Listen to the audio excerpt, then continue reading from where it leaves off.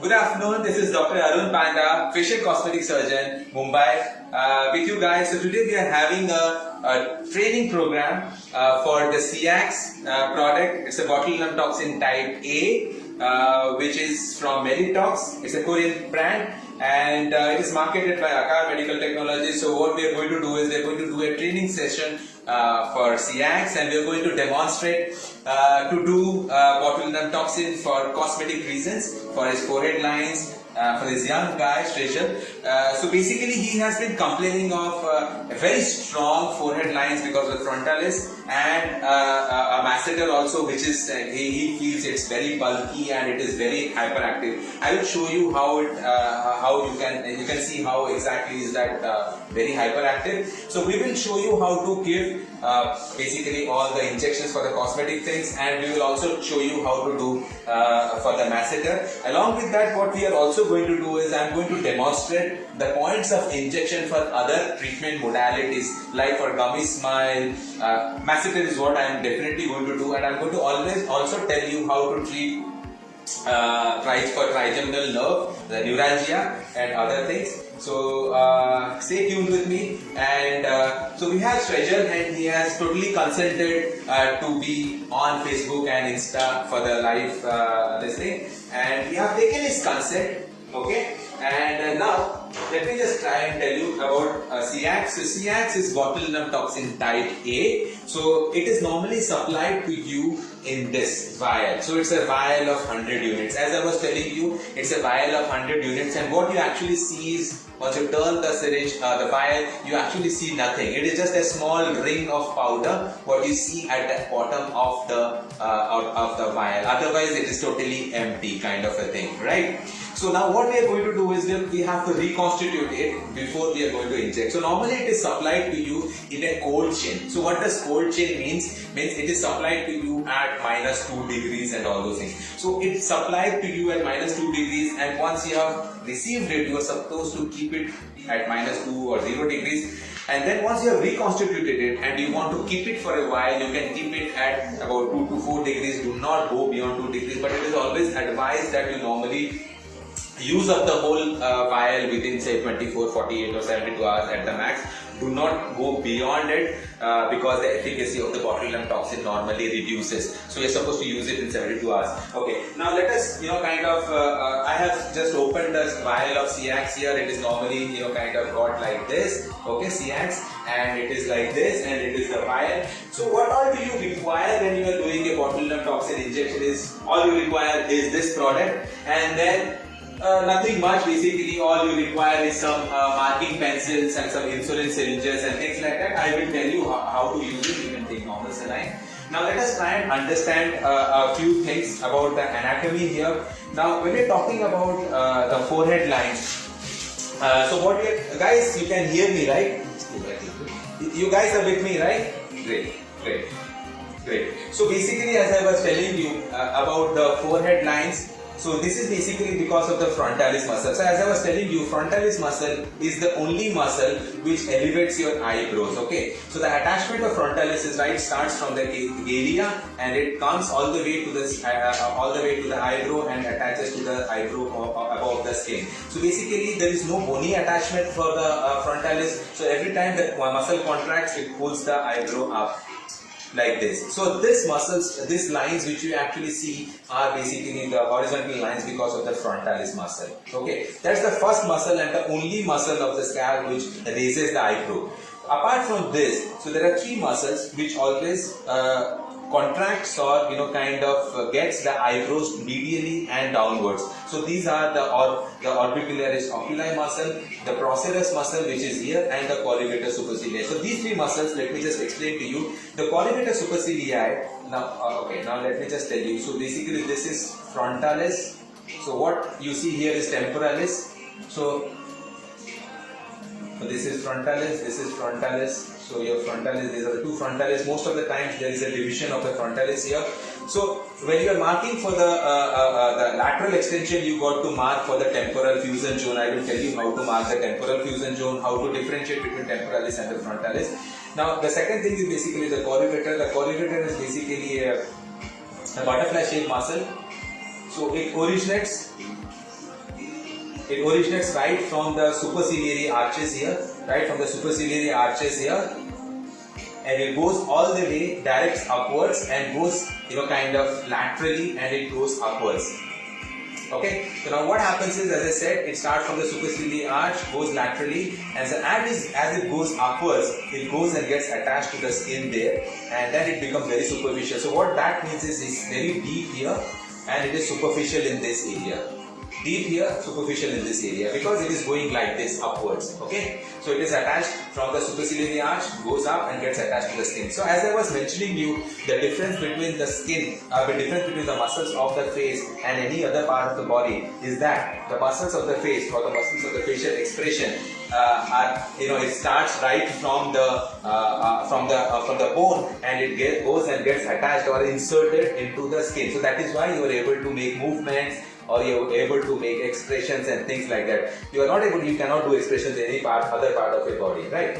So this is corrugator supercilii, right? This is corrugator supercilii. Okay, the third thing is basically a vertical muscle which starts right from here, from the nasal bone, and all the way it goes there. So this is called as a procerus muscle. So procerus starts from the nasal bone here, goes and gets inserted here into the skin here. So basically when the patient contracts this, so he gets this horizontal lines here.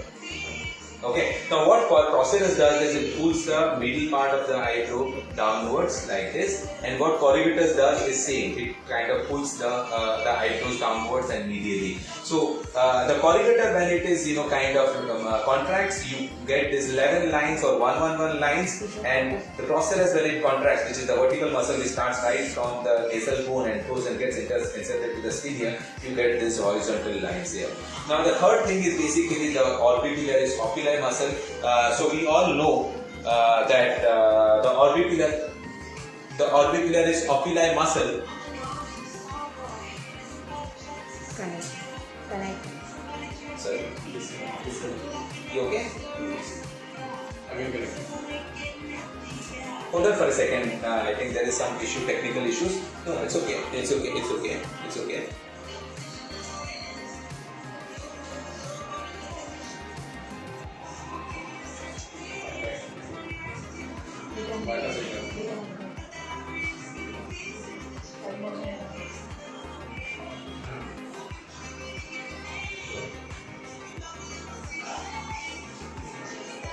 I think there is a little bit of a technical glitch there with the guys there.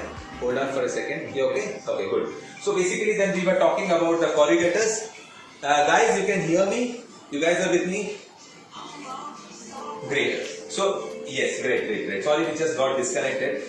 So we have about so we have 200 doctors online with us now, and thank you guys for being with me, and thank you SEACS guys to be supporting us here. So now what we're talking about is the corrugator muscle here. The corrugator supercilia, as I was mentioning you, is the muscle which starts right from the superciliary arch and goes and gets inserted laterally and gets inserted onto the skin there. And the procerus is the vertical muscle which starts from the nasal bone and again goes and gets inserted into the skin in the forehead area. So the contraction will cause the horizontal line here, and the contraction of the corrugator will cause the vertical 1-1 or 1-1 lines. Now we also have the orbicularis muscle here. The orbicularis oculi muscle, basically it has got three parts. So the orbital part, the palpebral part, you guys are there, right? Yes, so we have the orbital part, the palpebral part, and the lacrimal part. So they normally start from the orbital, the medial orbital ring here, or the palpebral ligament there, and it's a concentric muscle basically. And the palpebral part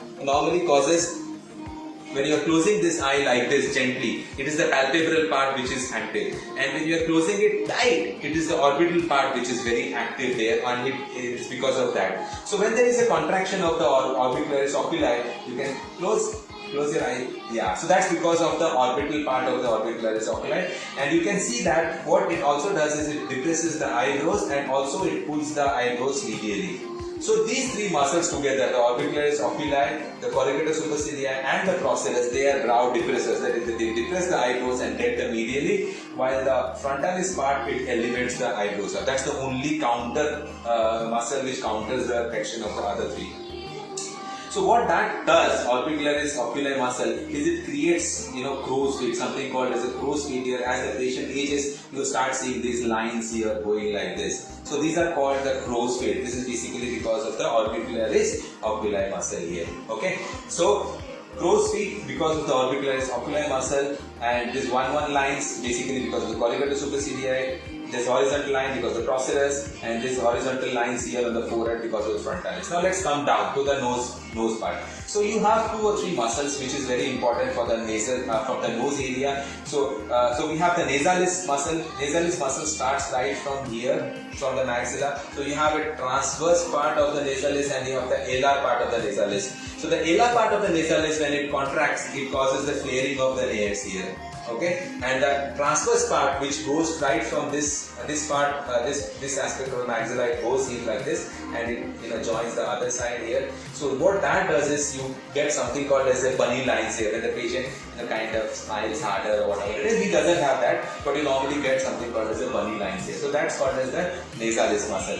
There is another muscle which is very important from aesthetic point of view, is something called as a depressor septi. So depressor septi is a muscle which starts right from between the 2 central incisors at the bony spicule there, and it goes and gets attached to the septum here. So every time that contracts, so you have drooping of the tip of the nose. So the tip of the nose starts dropping down like this. So what happens is sometimes the patient is complaining about the drooping tip of the nose. You can always inject a few units of botulinum toxin and relax that particular muscle there, depressor septi, and that releases this depressor septi muscle, and the tip gets elevated. So bunny lines, nasalis can be treated, which is because of the transverse part of the nasalis, which can be treated by injecting into the transverse part of the nasalis, and then this causes the flaring of the nostrils, the depressor septi. Now the next part is basically you have the mouth. So muscles around the mouth are very important. So we have 3 muscles which causes the upper lip to get lifted up. So you get excessive gingival display or something called as a gummy smile, which is a very unaesthetic thing, which can be treated with botulinum toxin, and they are because of the action of 3 muscles. So one is levator labialis superioris alec-nasi, which starts right from here and goes and gets attached here into the orbicularis oris. So orbicularis oris is the muscle, which is concentric muscle around the mouth. So you have the levator labialis superioris alec-nasi, the levator labialis superioris, which is a wide muscle here, and then you have the zygomaticus minor here. So these 3 muscles lift the upper lip up. So please do not get confused with these 3 muscles, levator labialis superioris alec-nasi, levator labialis superioris, and zygomaticus minor, which lifts the upper lip up here. And then you also have the zygomaticus major muscle, which starts right from the arch and goes and gets inserted at the corner of the mouth. So this is the muscle which kind of pulls the corner of the mouth upwards like this. So you have a molar to molar smile. That's because of the zygomaticus major muscle. Alright.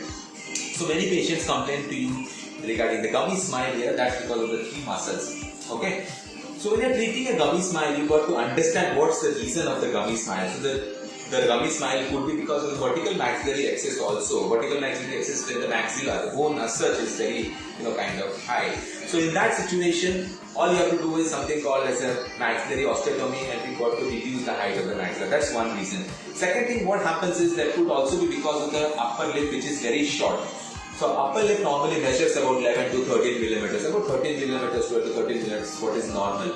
So what happens is if you are short of that length, so if you have about 10 millimeters, 9 millimeters, the lip is short and you are able to see gingiva. So excessive gingival display is also because of the upper short lip. So how do you treat it? By doing something called as a lip lengthening procedure. And third thing is basically hyperactive muscle. These 3 hyperactive muscles. So when we are talking about 3 hyperactive muscles here, that pulls your upper lip up. So that upper lip is lifted up, so the patient gets an excessive gingival display, which is very unaesthetic. So when you are treating botulinum toxin, you got to understand what is the reason of the excessive gingival display. So if it is because of the vertical maxillary excess, you are going to do osteotomy, a leaf-foot 1 osteotomy. If it is basically because of the excessive the short upper lip, you go to lip lengthening procedure. If it is because of the hyperactive muscle, you will be doing with the botulinum toxin. So I will tell you how to do it. So we have our own protocol. It's called Panda 0301 protocol. I will show you how to do that, to treat that. And then you have the masseter muscle, which is very active. Sometimes you can see that it is very active. So sometimes what happens is when you inject into the masseter, so it normally relaxes the masseter, and people who have got this kind of bulky masseters, it looks very unaesthetic because it forms a square. So when you're assessing a patient's face, you've got to assess it here at the frontal forehead area, the mid area, and at the masseter area. So normally you can see him that it is totally flat, so it's basically a square shape. But if you see a good ideal face, normally is an oval shaped face here like this. So you got to cut this on. So how to reduce this masseter? Either you have surgical modalities where you approach intraorally and excess masseter you can excise out. But the problem is a little difficult to predict how much of a masseter you can take out. So a more predictable approach would be using botulinum toxin to treat this masseter. We can also do this basically when we are when the patient complains of bruxism, like grinding in the night and things like that. Sometimes patient also complains of puckered appearance of the mentalis muscle. So we are not going to treat it here, but you can always inject into the mentalis. Sometimes what happens is with aging, the angle or the corner of the mouth starts drooping down. That's because of a muscle called DAO, depressor anguli oris. So that pulls the corner of the mouth downwards. In the older patients, you can always see that. You can always inject into the DAO here, and that releases the muscle, relaxes the muscle, and that lifts up the corner of the mouth, and that looks more aesthetic. Okay. So you have got masseter here, so you have got mentalis here, you have got DAO here, you have got levator levarii angularis superioris here, levator levarii superioris, alegnesae and zygomaticus minor for the tummy smile, and all these muscles can be treated with botulinum toxin. Apart from that, you can also treat platysma. You can also treat migraines along with it, migraine headache. So you have different points. There are about 7 points of injection for the migraine headache. As I mentioned, we can treat hyperhidrosis. We can do patients for acne reduction. So we can use something called as a microbotox, wherein the botulinum toxin is kind of diluted and hyperdiluted, and the hyperdiluted botulinum toxin is actually injected on the whole face when the patient has got acne. Because as I was mentioning you, the acetylcholine is also a neurotransmitter in the sympathetic nervous system. The sympathetic nervous system, which kind of connects to the sweat glands, okay, and the sebaceous glands, whatever it is. So sympathetic nervous system is what is involved here. So if you are injecting into the skin there, it is going to block the neurotransmitter acetylcholine, and that is how it is going to help the reduction of the sweat glands. So you can use hyperhidrosis in the hand, axilla, or sebaceous glands on the face. That is normally going to help us in that. Yeah, so that is how it is. So couple of things which is very important is taking the patient's consent when you have spoken to the patient and the patient is agreed to everything. So you take the patient consent, and the second thing what we are also going to do is taking the photographs, which we have already done. When the patient is kind of doing dynamic this thing, when the patient is coming to you for aesthetic purposes. So we have taken the photograph, we have taken the consent. We have also explained to the patient what we are going to do and things like that. Now let us go ahead with read it up, please. So what we will do is now we will be doing the marking, and before that I will tell you how to reconstitute the botulinum toxin. Clean it up and tell you. So you have botulinum toxin or the CX which comes to you like this. Okay, so this is a 100-unit vial. So what we are going to do is there is a plastic on the top, so we have removed this. So now what you're seeing is a rubber cork here, and we also have a wing kind of a thing which I will tell you how it can be used. So what we are going to do here is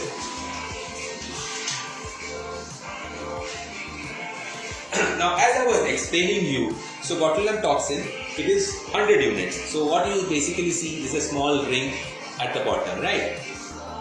Correct. So now 100 units is what it needs to be reconstituted. So what we are going to do is we are going to reconstitute with 2.5 cc of normal saline.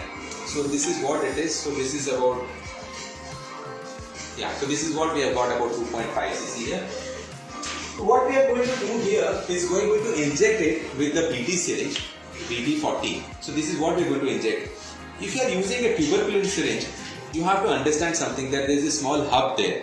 So there could be a wastage of botulinum toxin there. So if I'm using a tuberculin syringe, I would rather kind of compensate for that about 0.1 cc of that hub, and I would add about 2.6 cc. But here, since we are using a BT syringe, I am okay with just adding the 2.5 cc. Okay. Now you want to understand the reconstitution. So this is what it is, and you have to understand this is a freeze-dried powder, and the whole vial is basically there is vacuum inside that. So if I am going to put the needle inside, it is going to suck the whole the normal saline inside. So once we have done that, I'm just going to go through it. Okay, so now if you see, it is just going to pull the whole thing inside. Okay, so because it is freeze dried and there is vacuum inside, so it is going to suck up all the 2.5 cc inside, and there we go. So the whole of 2.5 cc is gone in. Right, so now what we have done, you don't have to shake it very vigorously, it is not necessary, it is just mixed and it is done, it is reconstituted. Right, now why do we reconstitute it with 2.5 cc of normal saline? So there are two reasons. First reason is when we are going to use the BD syringe for injecting, you got to understand the BD syringe is actually 1 cc or 1 ml, and if you see there are 40 markings, 1, 2, 3, 4 markings till the 40. Okay, it gives us a very easy calculation that now 2.5 cc has got 100 units, so 1 cc would have 40 units. So that means what? If I am loading 1 cc or 1 ml, so it is exactly 40 units. Now if I want to inject 2 units somewhere, I just have to go to 2 markings, 1 and 2 marking. If I want to inject 5 units somewhere, I will go to 7 units. 5 units, whatever it is. If I want to inject 7 units, I will go for 7 markings, so whatever it is. So it's for easy calculation, we use this BD syringe and 1 ml. So basically 1 ml contains 40 units and there are 40 markings here. Now, the thing is basically you have to understand this is a 31 gauge needle. So if I keep on pricking it like 3-4 times, it starts becoming blunt and the patient might have pain. Okay, so it is very important that you got to keep on changing the syringe. So I will not be loading the whole syringe because the patient gets hurt with that. And then what happens is, the second thing is there is a rubber cork here. So if I go through the rubber cork, what happens is that there is a chance that there could be blunt, that the needle could become blunt kind of a thing. So I would prefer to kind of take this knob out and do it. I will tell you how to do it, how I normally do it. So people have their own ways of doing, they can do it. Go through the rubber cork also, that's absolutely okay. Some people say like if I take it out, there could be contamination of the botulinum toxin. But somehow I feel that I mean everybody has got their own choice of doing it, and how I do it is basically I take it out and put it and close it back. That's how normally I do it. Okay, that's one thing. Let us do the marking first. Okay, so how do we do the marking? So ask the patient first to clench his mouth. Clench. So what you see here is the temporalis muscle. Clench. Okay, so what I see here is the temporalis muscle. So there is something called as a temporal fusion zone here. Clench. Clench.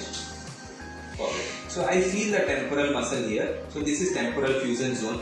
That means what? There is temporalis here and there is frontalis here. So this is the exact point where the temporalis is meeting the frontalis. The same way what we are going to do is do the marking for the temporal fusion zone here. Clench.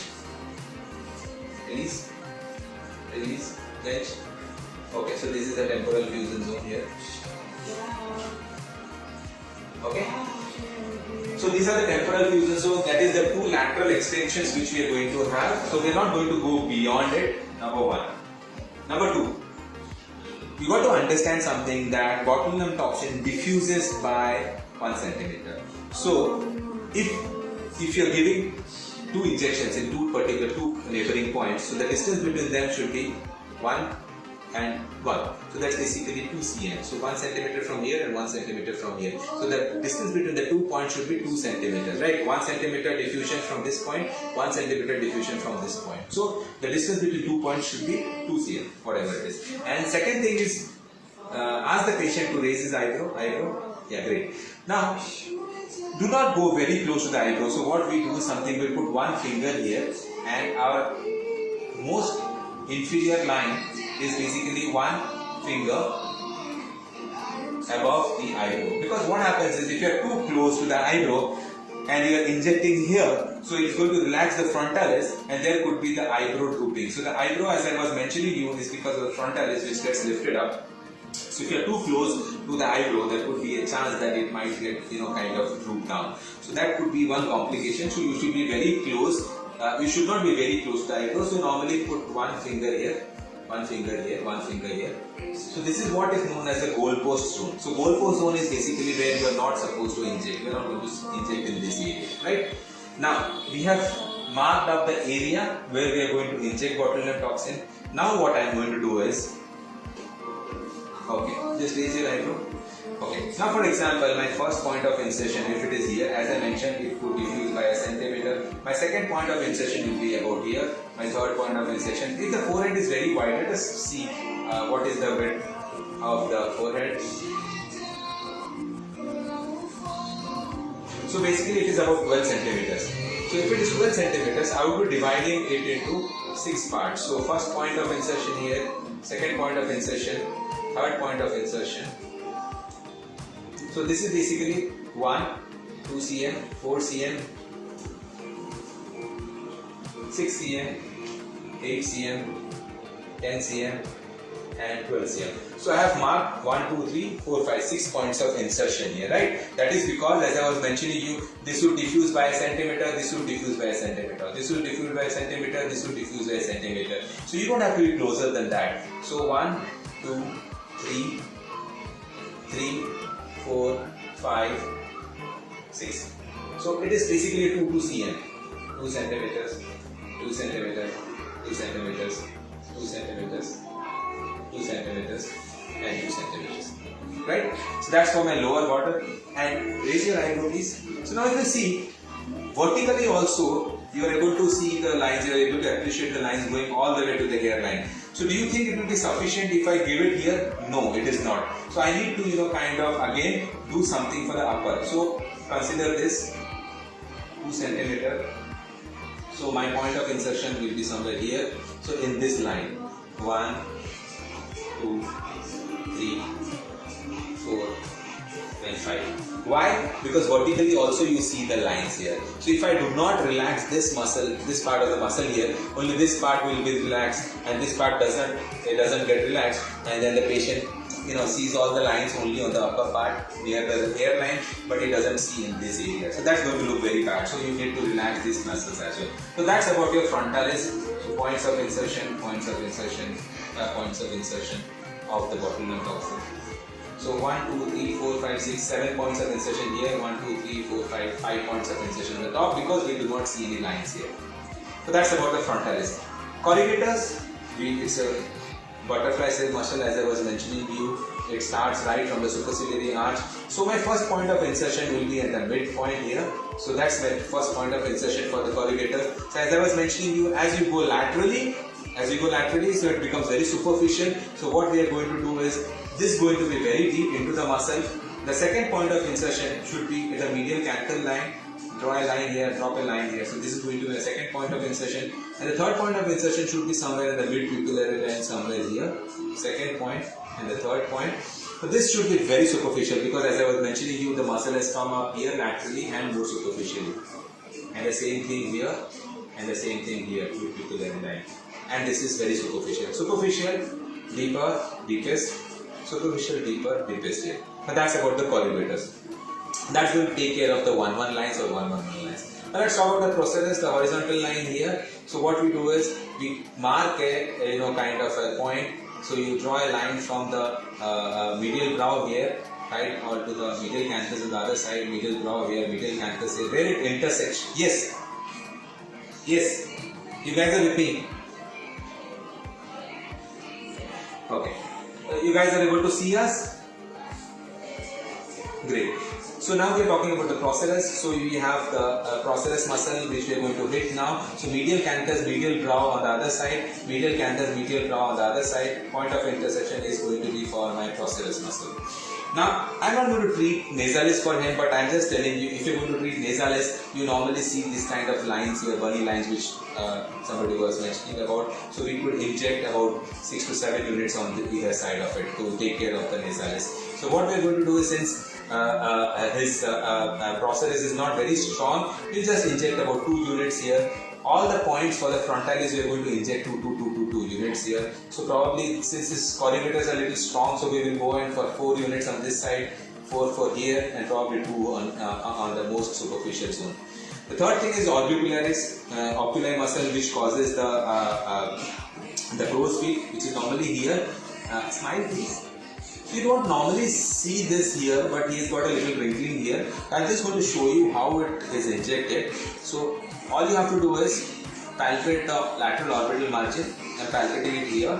Okay, so this is all my lateral orbital margin. So what I'm going to do is a centimeter away from here is going to be my point of insertion for the the crow's feet here, and then you draw a vertical line here like this, and the 30-degree line here and the 30-degree line here. Okay, so this is going to be my first point of injection, exactly at the lateral canthus, and then about 30 degrees line here, so about a centimeter down here and about a centimeter up here is going to be my two other points of injection here. One very important thing is what you have to take care here is when you are injecting for the lower part, you want to be very careful that you do not go below this, because you have the zygomatic arch here and you have the zygomaticus major which comes here and gets inserted in the angle of the corner of the mouth. So if I am going down here, I am going to hit onto the zygomaticus major, and that's going to cause the relaxation of this. The patient will not be able to lift the corner of the mouth. So you have to be very cautious about that. So that's going to be taking care of the crow's feet. Since he doesn't have any crow's feet, so we will not be treating this crow's feet here. Okay. Depressor septum, you can always inject 2 to 3 units at the base of the nose or the nasal septum here. That's going to take care of this. That's going to take care of the septum here, the droofiness of the tip of the nose. And now, what is very important is what we are going to treat is this masseter. Okay. So how do you decide for the masseter? Is draw a vertical or the line right from the corner of the mouth all the way to the tragus here. Okay. That's going to be my superficial or the superior line, and then you have the inferior line here at the bottom of the mandible. Okay. Now ask the patient to clench. Clench please. Now I can feel the masseter here. Just turn that side please. You can see the masseter here. You see the masseter, solid masseter here. You can see that. So this is my anterior border of masseter. This is my posterior border of masseter. The whole masseter is basically now within this 4 walls. 1, 2, 3, 4. This is the masseter. So what I am going to do is I am going to inject at 5 points. 1, 2, 3, 4, 5. 5-point injection for the masseter. Now you got to understand the masseter is a very strong muscle. So I need more amount of units here. So normally what we require is about 5 units in each point. So that's about 25 units for this kind of a masseter. If the masseter is bigger than this, we might have to go in for 30 units, 6 points of insertion or whatever it is. The same thing I am going to do the marking for the left side. Corner of the mouth, this is the tragus, inferior border. Ask the patient to clench.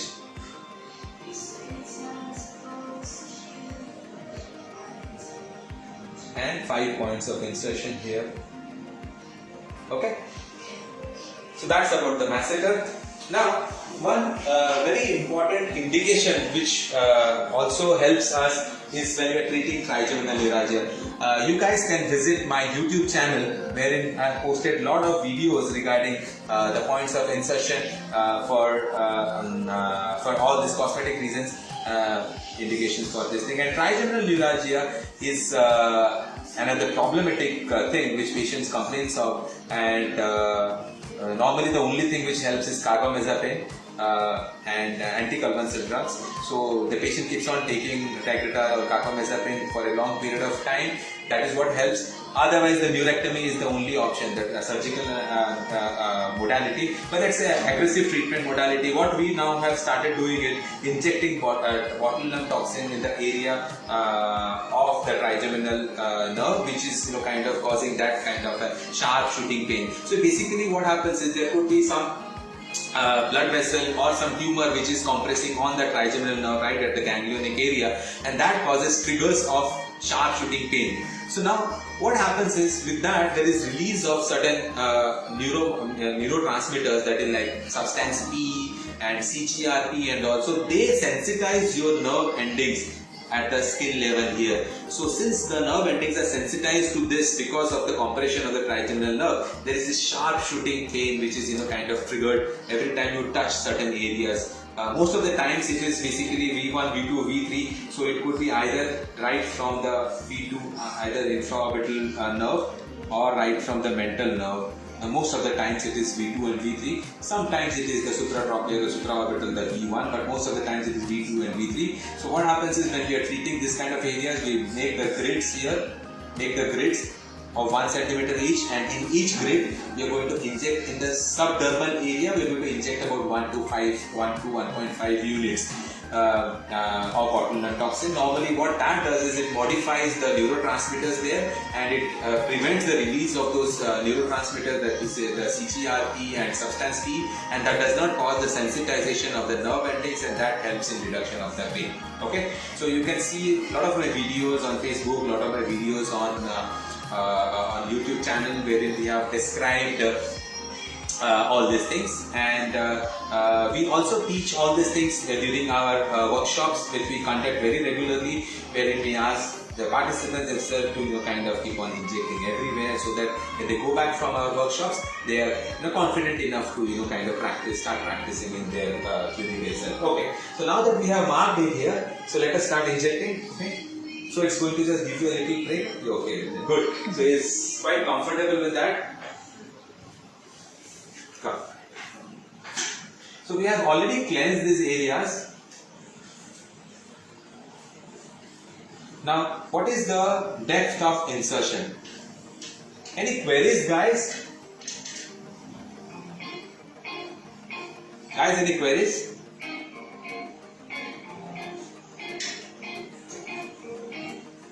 Sharon, clear? Super, good. Yes.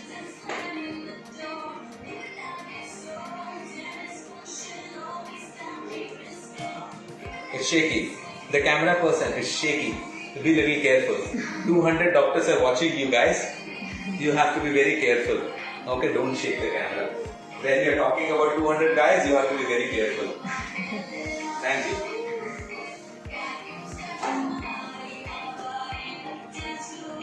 Little bit closer. Closer. Can you zoom?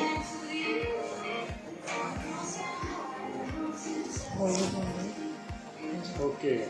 It's nicer now. Better? Better? Good. Stitcher is enjoying. Okay, good. So here we are. So it's clear now? Sharon? Good. Good. So again, thank you so much. Yes. Go ahead, please.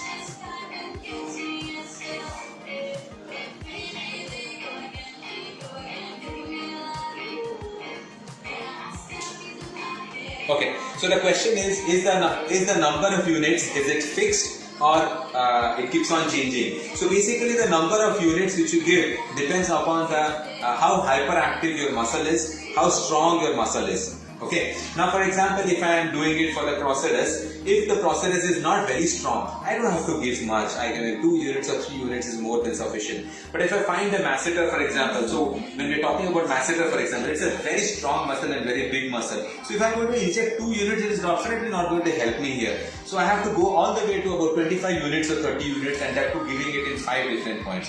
So the number of units which you are going to inject depends upon how strong your muscle is, how big your muscle is, how hyperactive your muscle is. Correct? Clear? Anything else? Any other queries? Facebook, any queries? At the end, please explain meso-botox technique. Come back 1 second. What's the query? Meso-botox technique. Okay, meso-botox is a technique At as I the was... end. Eh? At the end. At the end. Okay, I'll explain you. Meso-botox is nothing but hyper diluting the botulinum toxin when we are treating for the full face It is for the anti-aging, it is for acne. So how does it work for anti-aging? Basically, right from the younger age, if you start injecting botulinum toxin in a hyper-dilute mode, so we have hyper-concentrated, hyper-diluted the botulinum toxin, and when we inject into the facial muscles, right from the beginning or right from the early younger age group, so the muscles which normally kind of become hyperactive during the later part of the life, and they become you start seeing all these forehead lines, frown lines and things like that, that is reduced, and normally the patients do not see that kind of a muscles or hyperactive muscles during the later part of the life. The second thing is basically in acne prone skins, as I was mentioning you, it can be injected in the subdermal plane, and that reduces the sebum production, and that reduces the activity of the sebaceous gland, and it reduces the kind of acne formation there.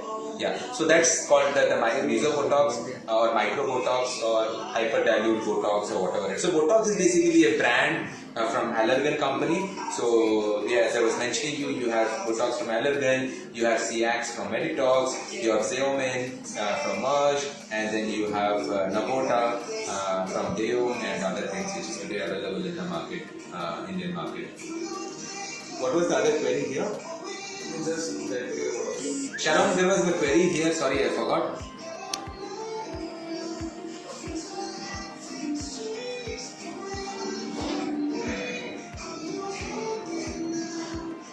$360 units is what is normally recommended. Do not cross 360 units. For an Indian scenario, to reach 360 units is practically impossible. So don't have to worry about it. So the question was basically what is the maximum limit which has been, which can be advised. 360 units which patient can go to for.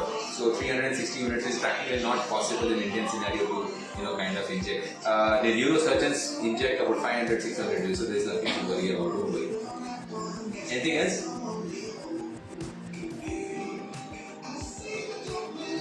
Anything else? Dilution ratio for mesobotox. So basically dilution is somebody is after mesobotox. So it is hyperdilute as you said. So what happens is once you have diluted it, so I have diluted 2.5 cc of normal saline into this 100 units. So what I am going to do is I am going to draw about 100, about a cc of when I am doing mesobotox or microbotox, I am going to take 1 ml or 100, 10 units. That is when you are given not 40 units. I am going to dilute it with another 10 ml with it. So it becomes almost like 1/10 of the concentration or the dilution. So it is basically 1/10 of what we normally do it with this. Because you have multiple areas, about 100 pricks which you have to do each and every area, and the subdermal plane. You keep on injecting about 100 points, different points when you are treating acne and things like that. So that's the concentration of the mesobotox. Anything else? For acne treatment, like what is the depth? Subdermal plane. So the question is basically acne treatment, what is the depth? So you have to understand that the sebaceous glands are in the dermis, so you have to be at the dermal plane for the acne treatment. Suma? Sharon, are you there? Sharon, are you there? Okay, clear?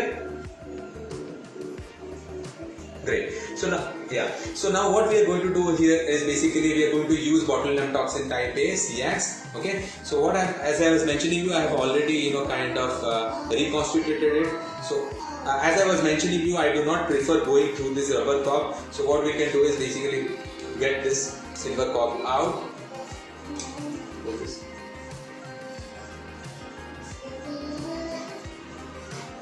So this silver thing comes out. The silver ring comes out. So we are out with the silver ring, and the silver ring comes out.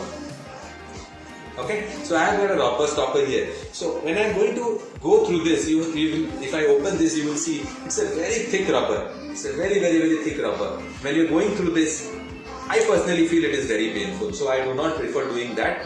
So what I do is I just take it out without touching the sides of the bottle. I take about, so what I have done is basically I have taken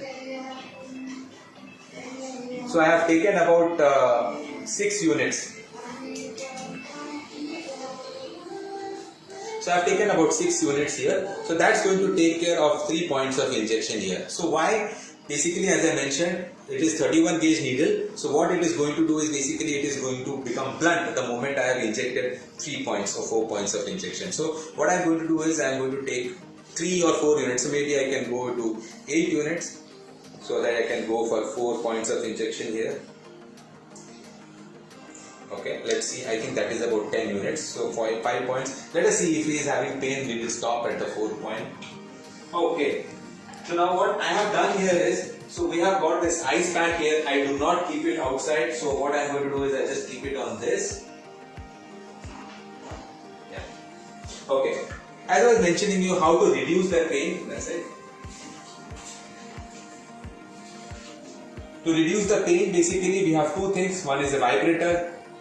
So what happens is it distracts the whole thing. There is something called as a gate control theory. With gate control theory, the pain normally reduces. The second thing is basically we can do ice. So there is an ice application here. Third thing, you can always ask the patient to put Trilox for a period of half an hour and sit there. But I don't prefer that because maybe the pain reduces when you're going through the skin, but normally it hurts when you're.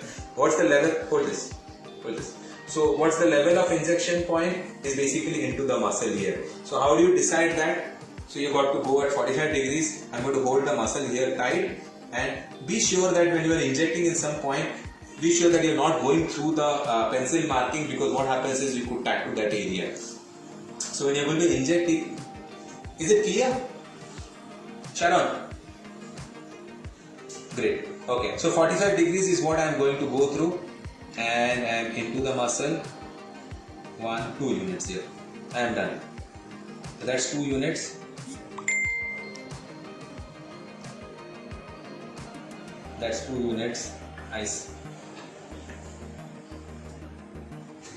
So we have a vibrator which is continuously running there. So that, as I mentioned you, it works by a gate control theory. Take it out.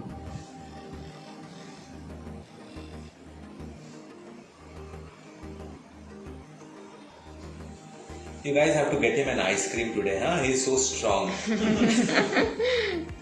Come on, move, move, move. So that's my 4th point.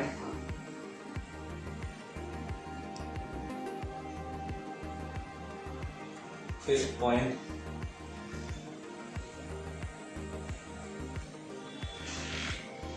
My God, he's super strong, yeah.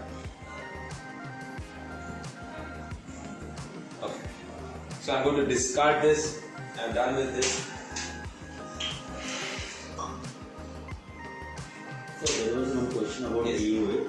Someone was asking about what are the point, can you explain now? Which points? DO. Injection DAO, points depressed for angular DAO. aorus. Okay, I will explain.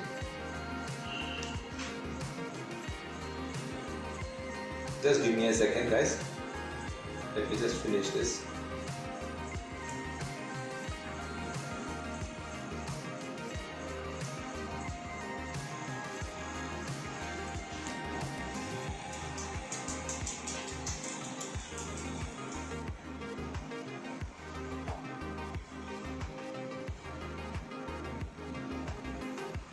Sharon, you okay? You guys can see, right? Little more closer. Can you zoom in? Yes. Okay, good. So basically I have completed till here. So all I am doing is, again I have loaded about 10 units here. That's going to be 5 points of insertion. 1. Nice. Okay.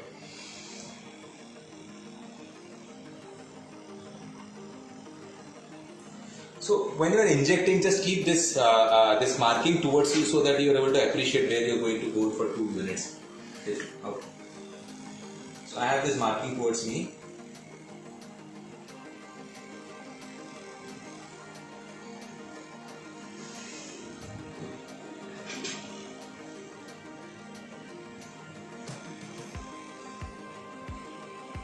So done.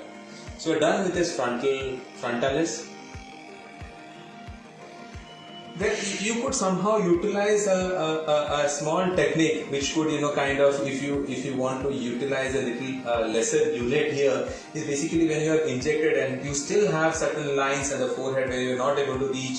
Sometimes it could be, kind of, you could slightly massage this the points of injection here, and that could diffuse a little upward, and that could save a couple of units there. But that's up to you guys if you want to do it. So that's for the frontalis part. So as I was mentioning, you never go below this, because otherwise you're going to have the droopy brow. Okay, so we're done with the frontalis here. So now what we're going to do is we're going to do for the corrugators.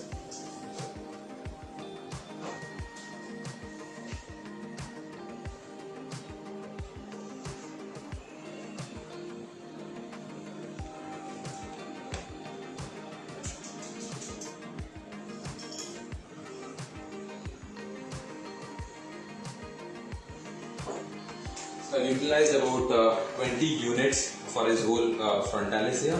So for his corrugator, what I'm going to do is I'm going to use 4, 4, 4. So that's 4, 12, 13, 14, 15, 16. About 16 units is what I'm going to utilize for his for corrugator superciliary. So let's go for this. So I'm going to inject at the middle part. Sharon, you can see, right? Perfect. So yeah, perfect. So that's 1, 2, 3 and 4 here.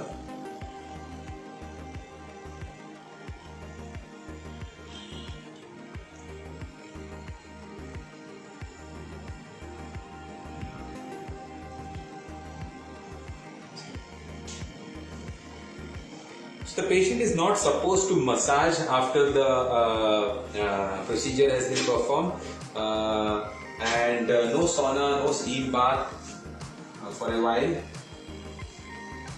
2 units here, and very superficial, as I was mentioning you. This should be very, very, very superficial.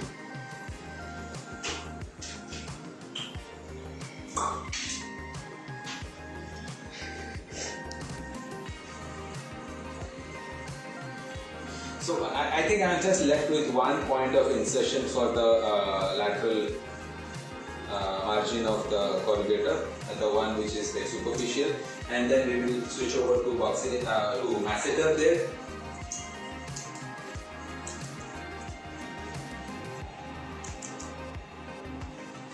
Okay, so the only point which is left here is lateral margin. So I'm going to inject about 2 units, and which is very superficial here. 1 and 2, and we are done with this. So we're done with his frontalis, we're done with his corrugator supercilii, and he doesn't have procerus, but I will just inject to complete about 2 units for this procerus. Okay, so that's about his upper face. Now let's go, because he doesn't have crow's feet, so I am not going to inject, but just to show you, demonstrate. So you palpate the lateral orbital margin here. Palpate, just Sreja, please, thank you. So you palpate the lateral orbital margin here, and your angle, the needle should be held like this, and a centimeter from the lateral orbital margin is what you, not injecting, don't worry. So I'm just going to go deep down like this, and then I'm going to inject here. Alright? The same thing, and the second point of insertion is here, and third point of insertion is here. Sometimes patients ask for girls, they ask for the lateral eyebrow, arching of the lateral eyebrow. So you could do that also with botulinum toxin. And how do you do that? You have to understand that, as I was mentioning you, so the frontalis lifts the eyebrows up. So this part of the eyebrow is lifted by the frontalis. Now imagine this is counteracted by the orbicularis here.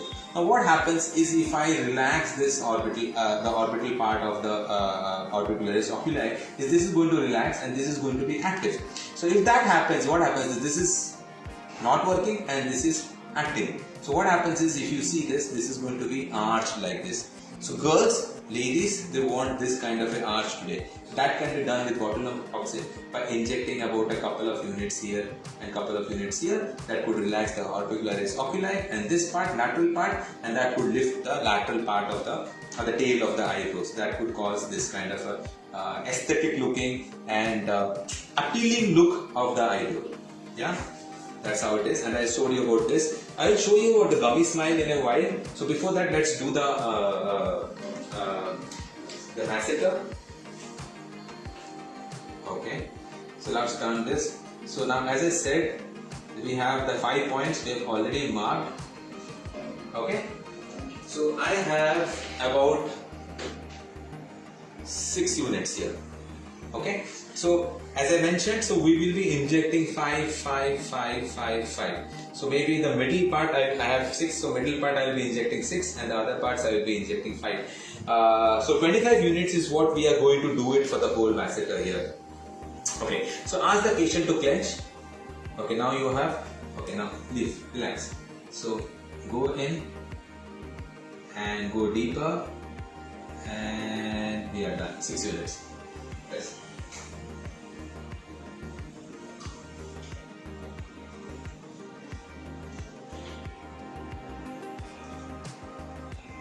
Hello.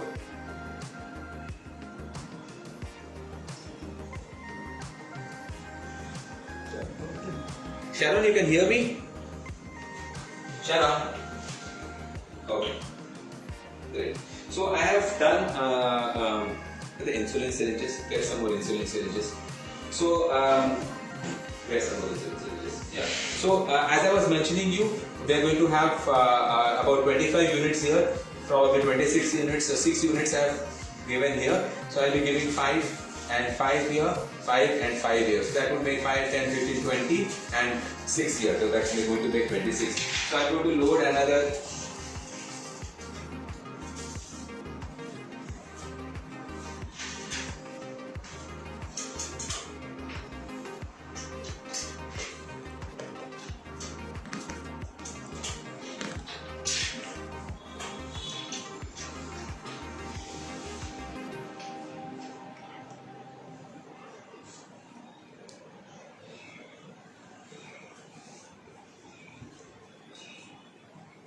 Okay, so now I have loaded about 20 units in this next insulin syringe.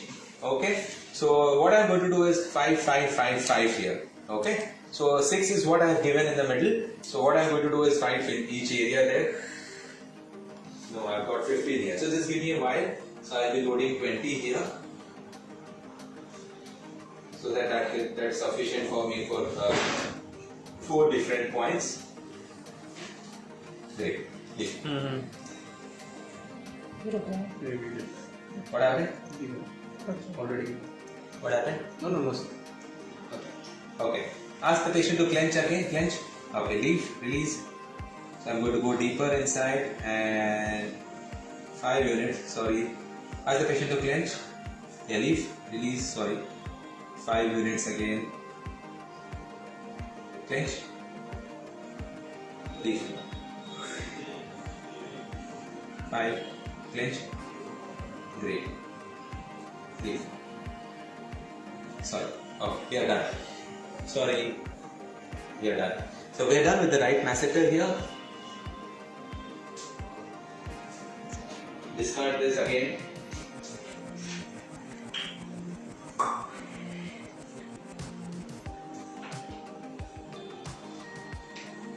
So probably 50, 50, 100. So we're going to utilize almost like 80 units for the whole phase.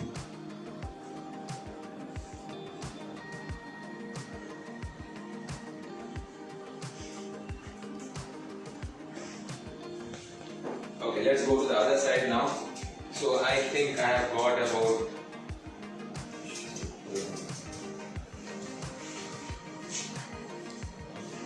what am I saying? What? This. Oh, apply some ice here. Oh, just relax. Yes. Yes.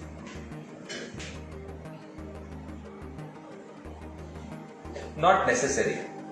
Not necessary because I understand that you could see face is a place which is like full of vascular supply. There are like hundreds and thousands of blood vessels. But what happens is even if it goes into the blood vessel, it really doesn't matter because it doesn't it doesn't normally spread that way, and it doesn't cause any harm even if it is like going into the vascular mode. So as we aspirate when we injecting dermal fillers, it is actually not very important or not very essential to aspirate when you are injecting into the muscles. No, it is not necessary. Even if, because the whole reason of doing aspiration is basically we are scared that it should go to the blood vessel, but then even if it goes to the blood vessels, we are okay with it. Okay? Okay. Now let's go to the other side. Yes, please. So you can see this solid muscles. What is the depth when we are injecting? In the masseter, deep down into the muscle. So sometimes what happens is we're using a 6 mm insulin syringe. Sometimes we can use a tuberculin syringe, and sometimes you could use a longer needle also to go deeper. Since it is not very deep, we are going almost like 6-7 millimeters, and I'm pressing it against the skin also. So I'm basically entering about 7 to 8 millimeters into the muscle depth. So if I have a bigger muscle or thicker muscle, I might have to use a longer needle. So to go to the depth of the muscle fibers, the masseter muscle fibers, I might have to go deeper down. So the question was how deep we should be going. So we have to go deep down into the masseter muscle. So here I am using a 6 mm, plus when I am pushing it inside, it's about 7 mm, whatever, that's the depth I am going in. So as I said, if the muscle thickness is still bigger, we have to use a longer needle. Clench, please. Okay, so I will be doing a 6 unit clench, please. Sorry. Yeah, relax.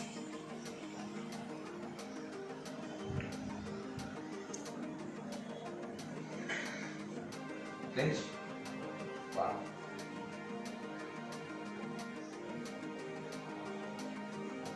Clench. Release.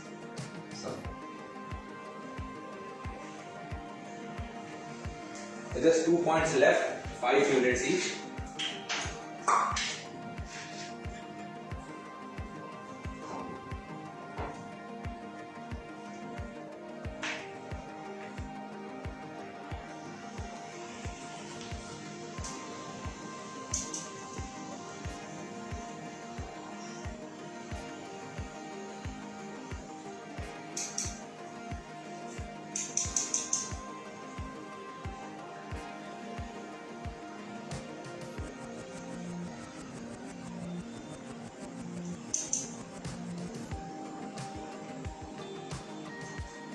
Okay, so the last 2 points of insertion.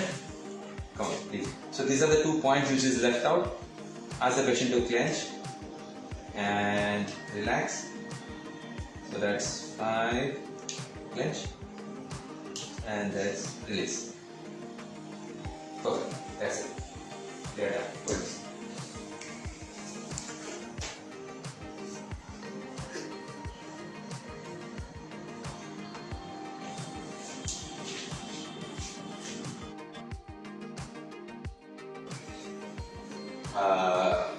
The orbicularis, and now let me explain you how to do gummy smile.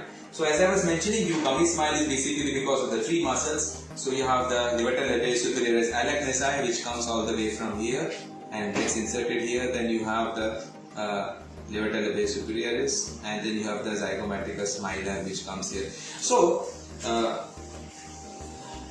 there is something called as a Yonzai point, which has been explained by scientists from the University of Yonzai, that there is this point called the Yonzai point. In hundreds of cadaveric dissections, they found that this point, or the Yonzai point, is the point where these 3 muscles overlap: the levator labialis superioris alachnesi, the levator labialis superioris, and the zygomaticus minor. So how do you define this point? How do you mark this point? Let me just try and explain it. So these are the 3 muscles, right? So now what we are going to do is we are going to mark the Yonzai point. So Yonzai point has been explained as the point of insertion or point of botulinum toxin injection for gummy smile. So So what we do is we mark 3 points. So this is point A and the lateral aspect of the ala of the nose, point A. So point B is defined as you draw a line on the nasolabial fold. So this is the corner of the mouth.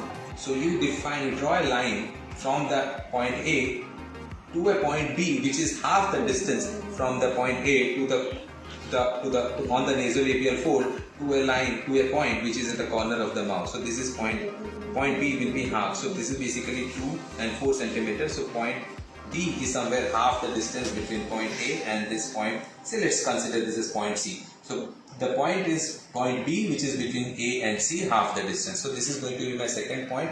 And the third point is you basically consider a line right from the point A to, let's consider a point D, which is at the tragus. So if this is about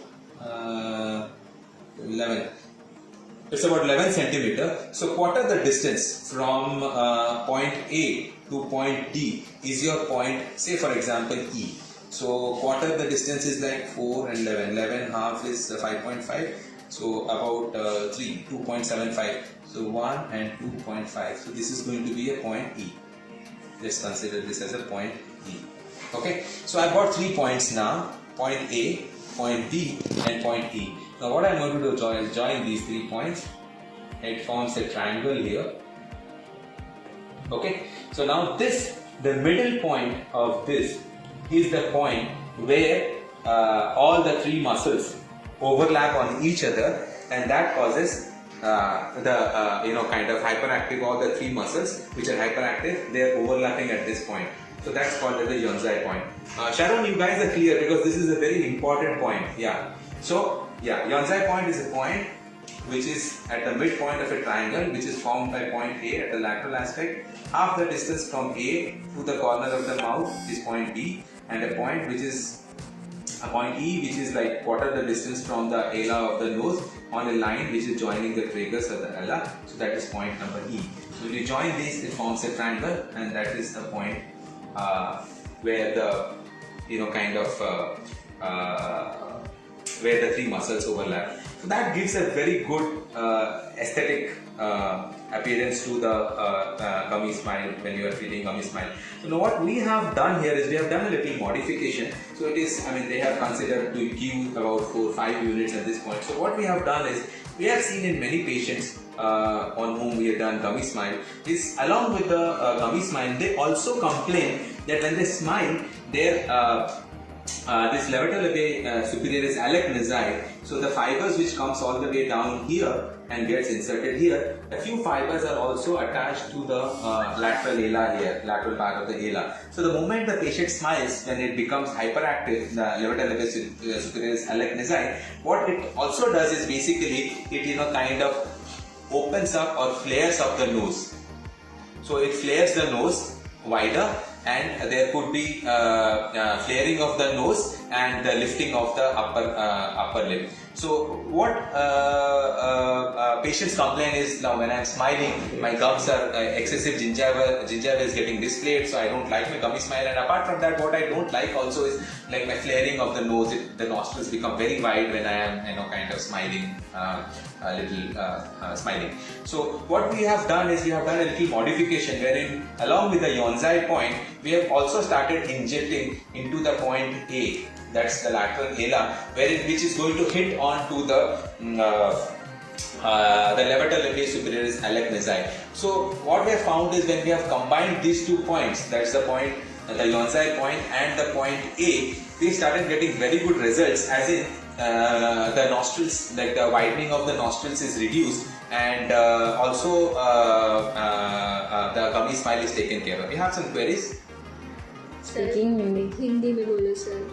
Hindi mein? It's very difficult for me to explain in Hindi. I'm really sorry about it, but because there are almost like 500 people watching me, I'm really sorry whoever you are, doctor. It's very difficult for me to explain in Hindi because we have almost like 500 doctors watching me at this point of time on my Insta, on my Facebook, and my 200 doctors watching me on this live platform. So I'm really sorry for this. But then if you have any queries, you can always call us at our clinic. 9152020907. That's my clinic direct number. You can always get in touch with us, and I'll be more than happy to help you guys out. Nasal fold. Alright, what's the other query? For nasal fold, how to do Botox? Okay, so basically you have to understand something is nasolabial folds is basically because there is some fat which is dropping down. What happened?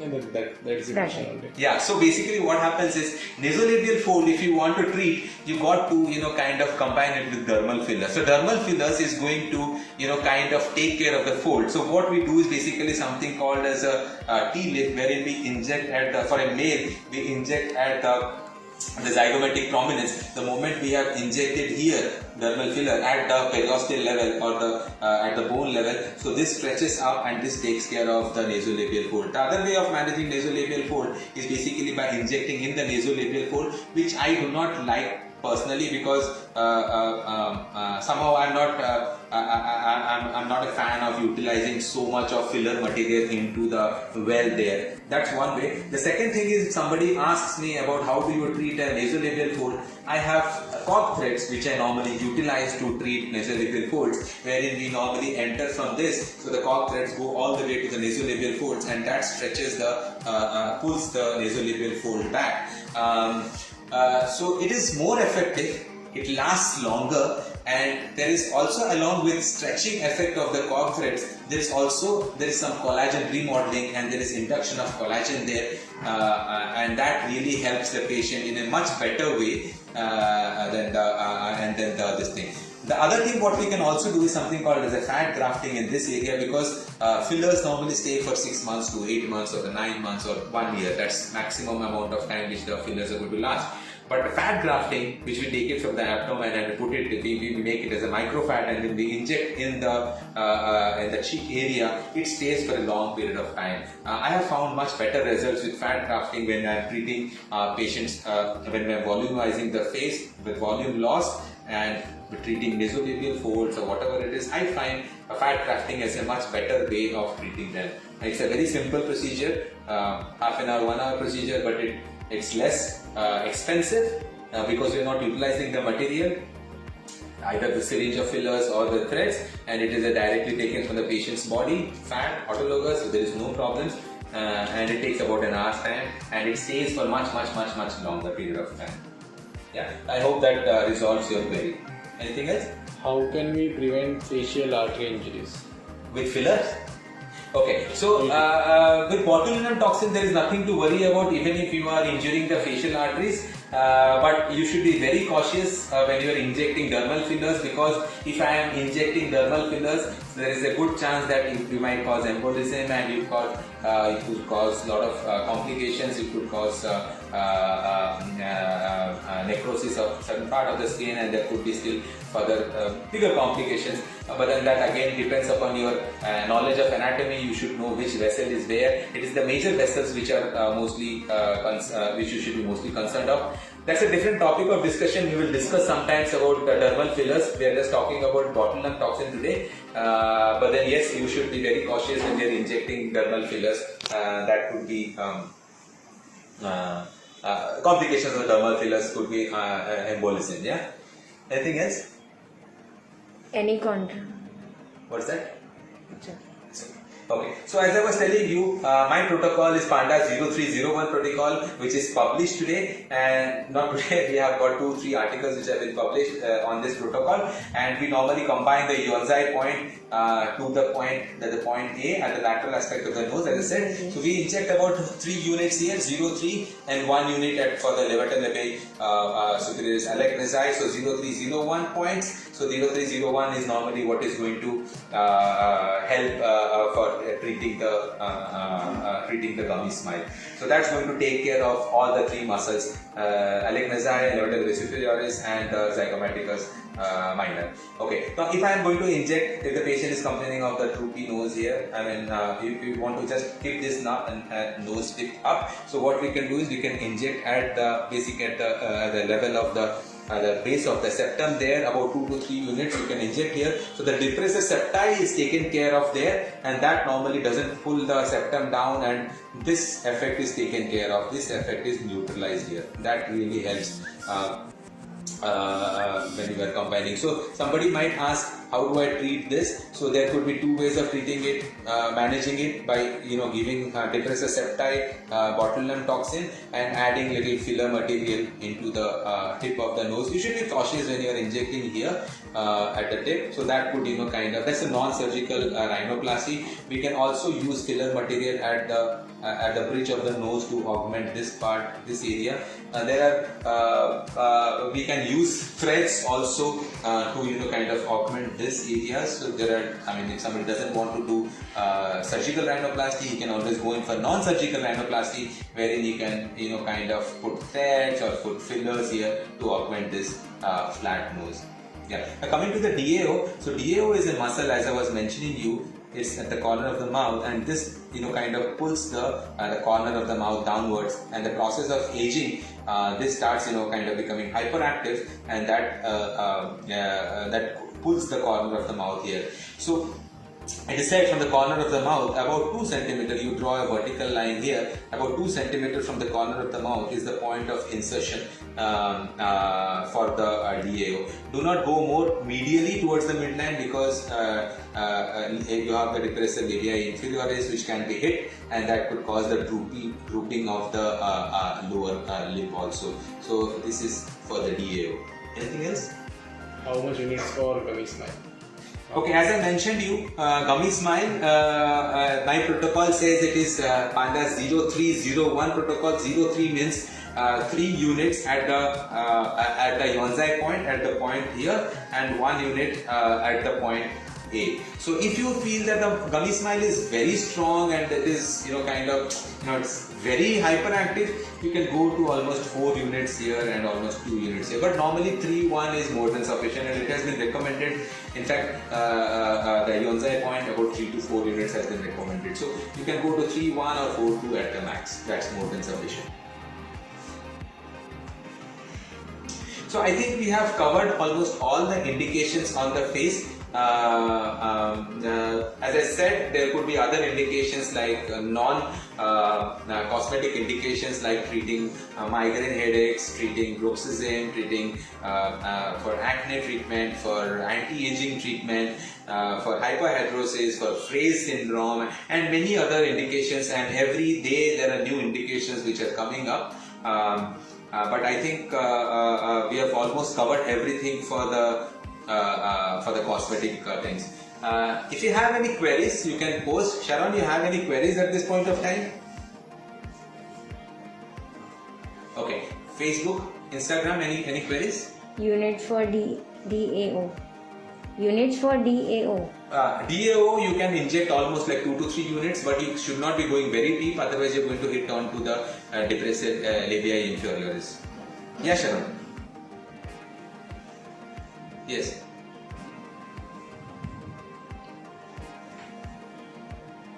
Okay, so basically the question is, how long does botulinum toxin last, and how many sessions you should be doing?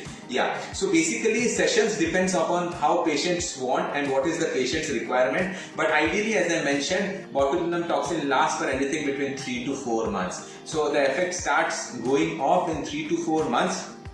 I'm talking about the cosmetic indications. The effects normally goes off in 3 to 4 months. As I was telling you, the rule of 3. The rule of 3 says the effect starts from day 3, and the maximum effect is seen in 3 weeks, and the effects last for about 3 months. So it is 3 to 4 months is what the effect lasts. And the patient needs to keep on coming back to you for injection of botulinum toxin every 3 to 4 months. Now talking about the masseter, so what we have found is when we are injecting for the masseter, so once we have injected on day 1, for example, the masseter starts slendering down over a period of 15 days, 20 days, 30 days, and we normally call the patient back after 2.5 months and give him a second dose. We evaluate him and give him a second dose of almost like equal amount of 25 units there, and then after the end of second session, we would have seen that the face is actually slendered down and things like that.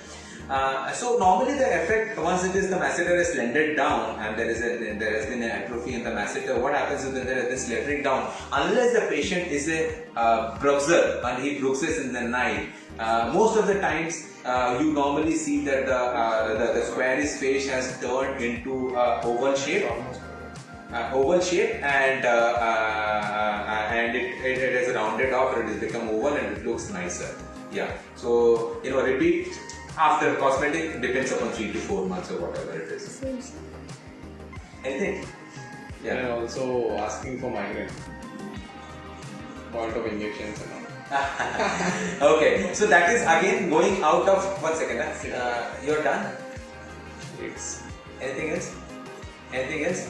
Sharon, what I will do is let me just finish off this. Let me just release this patient. I can this thing, and what I will do is let me just go back and I will answer to all your queries. I think all of your 200 are there now. So what I will do is I'll sit down and I will answer all your queries there. If you guys are okay with it, just give me a minute. Any other queries on Facebook or Insta?